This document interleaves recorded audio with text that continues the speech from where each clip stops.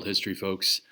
Today's small group is going to be a guided inquiry on really what happens in Europe after the fall of the Roman Empire. We talked about this in lab last week about how the Roman Empire fell, the breakdown in trade and authority, and the fragmentation of the government. What we want to get after today is what happens in the centuries after the fall of Rome. What happens to those large chunks of Central and Northern Europe that used to be under the control and governance and administration of the Romans.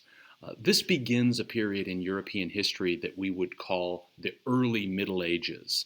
The early Middle Ages are commonly characterized as a period of disorganization and disunity. And this period is also going to be characterized by a great deal of violence and what we call a power vacuum, the absence of clear, reliable, and consistent authority throughout the European landscape.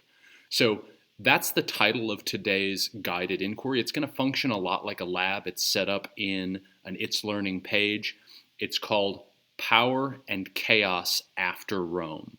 And it's going to be talking about the centuries following Rome, the 500s, the 600s, 700s, 800s CE, and what that looked like. You're going to look at two short text documents and then about a 5-minute Edpuzzle clip. Make sure you answer the questions that follow and know that these questions or versions of these may show up on the weekly quiz, so it's really important that you have that in your notebook.